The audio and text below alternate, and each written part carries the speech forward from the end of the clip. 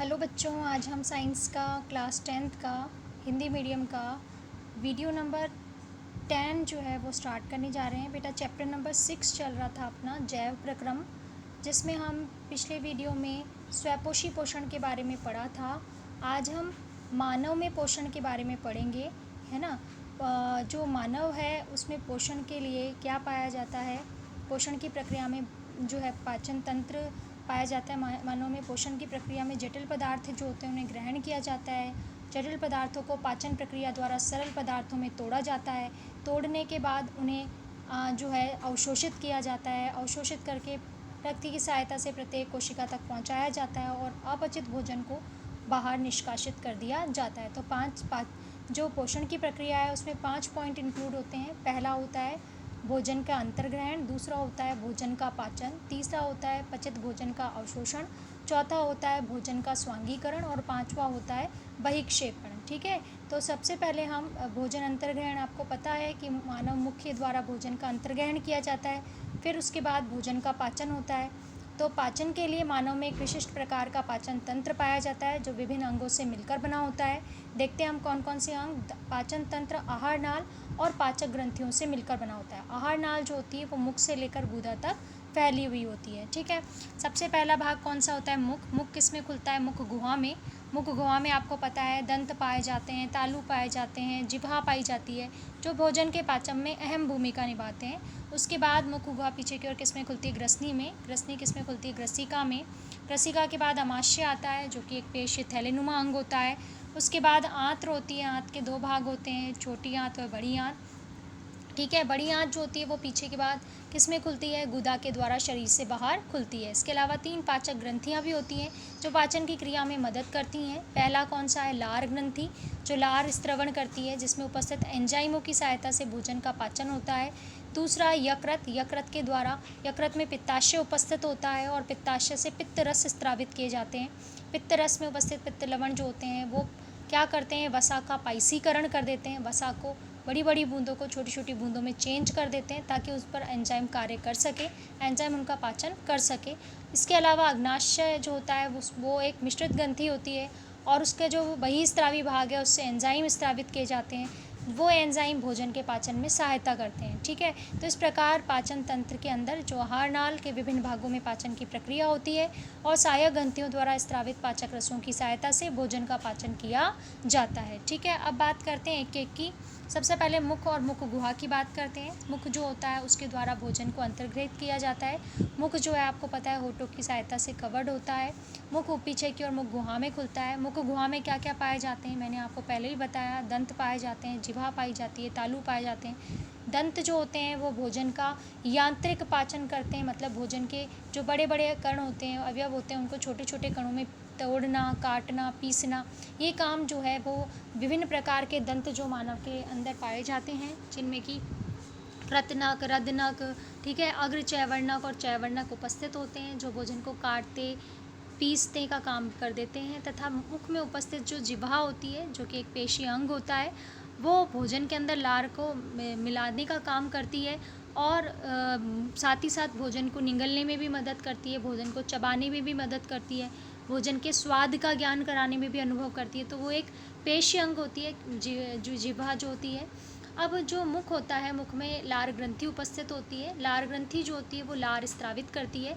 उस लार जो लार होती है उसमें एक एंजाइम पाया जाता है, लारी अमाइलेज। कौन सा एंजाइम पाया जाता है? लारी अमाइलेज। ये लारी अमाइलेज क्या करता है? भोजन में उपस्थित जो जटिल शर्करा है, स्टार्च, उसे किस में बदल देते हैं? सरल शर्करा माल्टोज में बदल देते हैं। तो पाचन की क्रिया होती यही है कि जटिल भोज्य पदार्थों को सरल और अवशोषी भोज्य पदार्थों में परिवर्तन की प्रक्रिया ही क्या कहलाती है? पाचन। ठीक है, तो स्टार्च क्या है? जटिल अवयव है भोजन का और पाचन की प्रक्रिया द्वारा सलाइवरी अमाइलेज एंजाइम या लारी अमाइलेज एंजाइम या टाइलिन एंजाइम, एक ही एंजाइम के विभिन्न नाम हैं, इनके द्वारा इसे किस में चेंज कर दिया जाता है? माल्टोज में परिवर्तित कर दिया जाता है। इस प्रकार मुख गुहा में पाचन की प्रक्रिया संपन्न होती है। मुख गुहा में जो है पीछे की ओर क्या पाए जाते हैं? तो मुख गुहा में पीछे की ओर किस में खुलती है? ग्रसनी में खुलती है, जहाँ 2 छिद्र उपस्थित होते हैं, गिलट और ग्लॉटिस। ग्लॉटिस जो होता है वो किस में खुलता है, श्वास नली में, जबकि गिलट किस में खुलता है, भोजन नली में खुलता है। ठीक है, तो मुख गुहा जो होती है, जो ग्रसनी होती है, उसमें ग्लॉटिस जो होता है वो नासा ग्रसनी वाला भाग होता है, जबकि गिलट जो होता है वो मुख ग्रसनी वाला भाग होता है। तो ग्रसनी जो होती है मुख गुहा पीछे की तरफ किस में खुलती है, ग्रसनी में। और जब भोजन निगला जाता है तो एपिग्लॉटिस जो होता है, जो कि स्वर यंत्र जो या लैरिंग्स जो होता है उसका भाग होता है, उपास्थल संरचना होती है, वो ग्लॉटिस को ढक देता है ताकि भोजन जो होता है वो गिलट के द्वारा किस में पहुंचता है, भोजन नली में पहुंचता है। तो अगला भाग भोजन नली या ग्रसिका। ग्रसिका जो होती है वो एक नलिकाकार संरचना है जो भोजन को मुख गुहा से अमाशय तक पहुंचाने का काम करती है। इसकी जो भित्ति होती है उसमें क्रमाकुंचन की गति द्वारा भोजन को आगे की तरफ धकेला जाता है। तहाँ भोजन का कोई पाचन नहीं होता है, ये सिर्फ भोजन को जो है दूसरे पाचन अंगों तक पहुंचाने में सहायक होती है।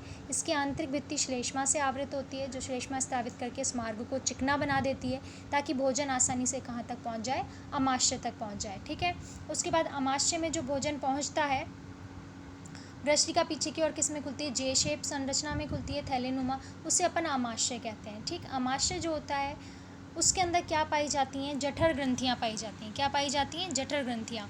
और ये जो जठर ग्रंथि होती हैं, इन जठर ग्रंथियों में श्लेष्मा उपस्थित होता है, जठर रस स्रावित करती है, जठर रस में श्लेष्मा उपस्थित होता है, HCl उपस्थित होता है, और पेप्सिनोजन और प्रोरेनिन एंजाइम पाए जाते हैं। क्या करता है ये HCl भोजन के पाचन के लिए एक तो अम्लीय माध्यम उपलब्ध कराता है, पहली चीज़।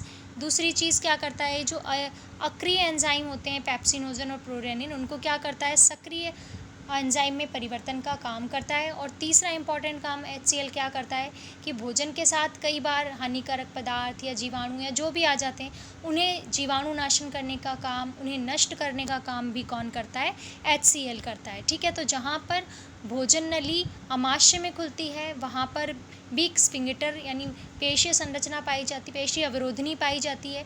और अमाशय जहाँ पीछे की तरफ जो आंत में खुलता है वहाँ भी पेशीय अवरोधनी पाई जाती है, जिसके कारण भोजन का जो विपरीत प्रवाह है उसे ये रोकने का काम भी करती हैं। ठीक है,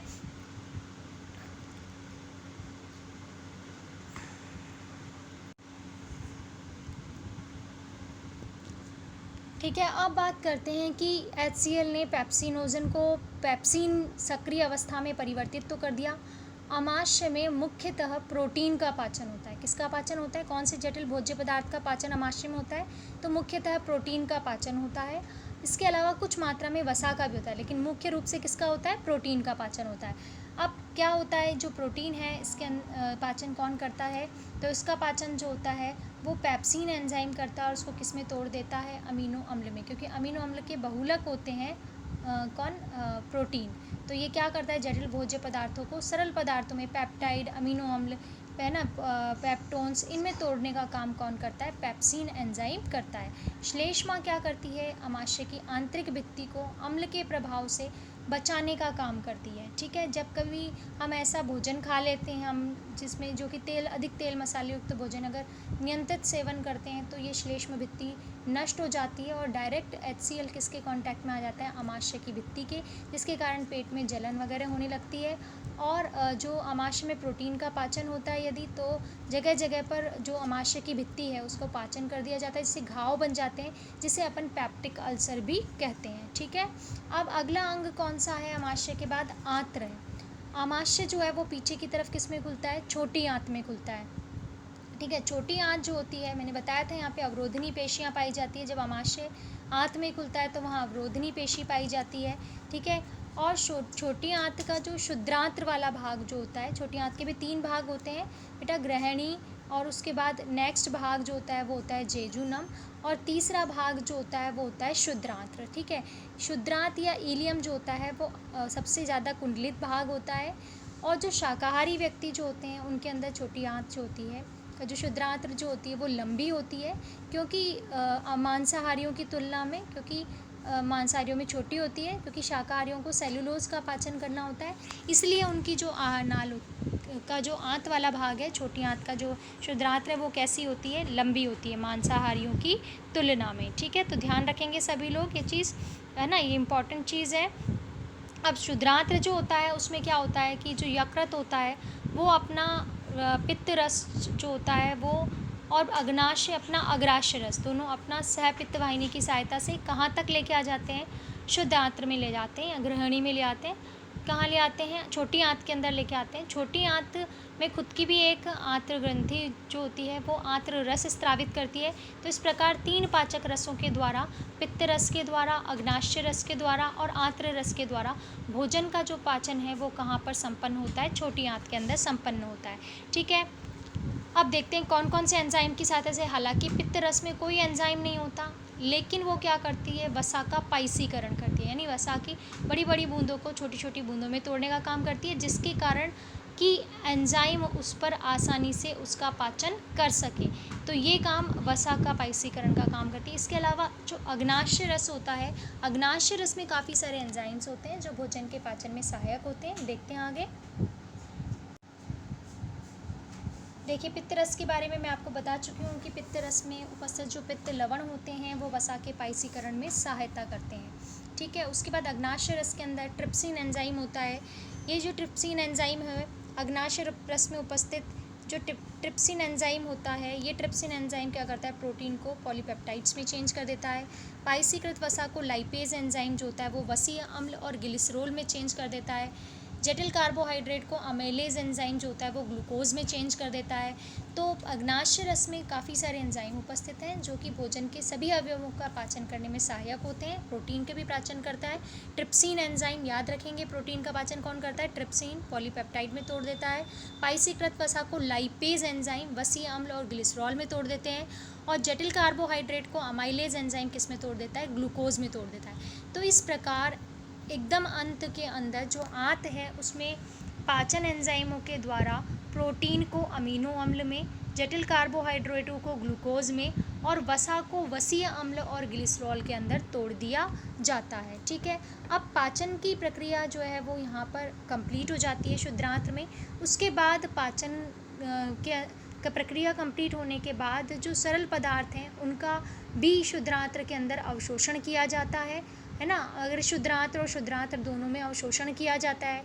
इसके लिए शुद्धांत्र के अंदर विशिष्ट संरचना उसकी भित्ति की होती है। उसके अंदर कुछ उंगलीनुमा प्रबंध पाए जाते हैं जिन्हें हम दीर्घरोम कहते हैं।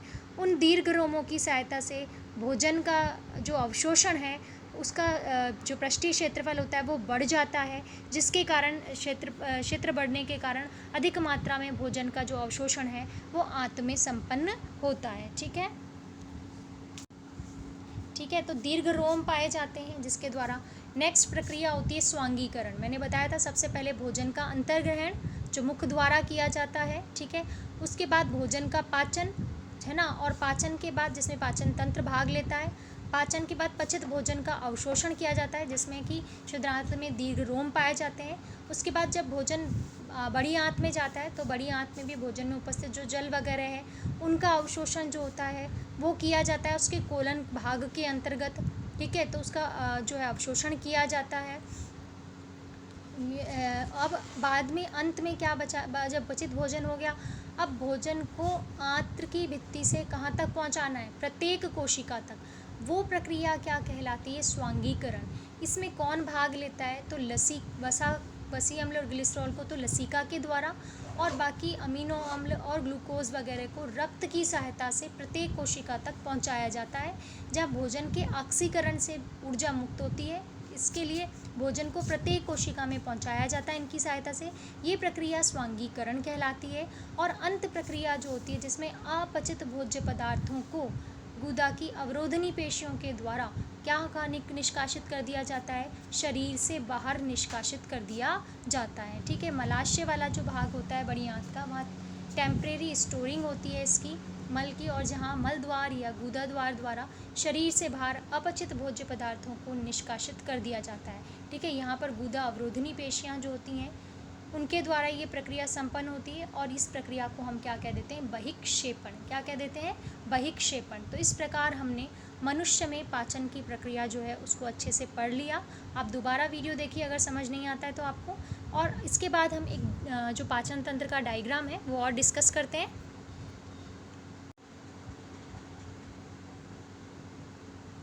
देखिए पाचन तंत्र का डायग्राम, सबसे पहले मुख है। मुख में देखो ये जिह्वा है, उसके बाद मुख गुहा में खुलता है, मुख गुहा के पीछे ग्रसनी है, यहाँ से नासिका वाले भाग से भी आ रही है, मुख वाले भाग से, तो ये वाला पार्ट ग्रसनी है। उसके बाद ये जो ट्यूब नुमा आपको दिख रही है ये ग्रसिका है।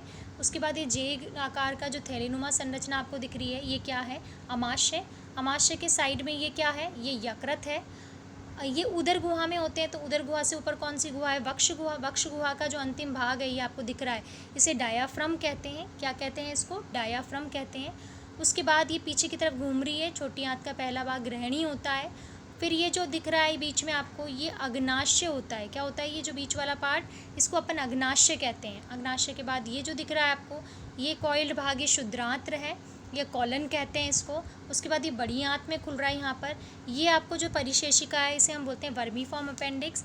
ये हमारे में अंदर एक अवशेषी अंग होता है, ठीक है। हमारे पूर्वजों में क्रियाशील था लेकिन हम में क्रियाशील नहीं है, तो अवशेषी अंग है। उसके बाद ये कॉइल भाग जो होता है ये किस में खुल रहा है, देखो यहाँ जो है सीकम कॉलन के अंदर दिख रहा है। ये वाला जो चौड़ा भाग है ये कॉलन है, और अंत वाला भाग मलाशय। मलाशय किसके द्वारा खुल रहा है, गुदा द्वार के द्वारा। तो ये आपका मनुष्य का पाचन तंत्र है। बेटा इसका चित्र आपको अच्छे से बनाना भी आना चाहिए, याद भी होना चाहिए, क्योंकि इस चैप्टर के अंदर डायग्राम का भी क्वेश्चन इंक्लूड होगा आपके पेपर में।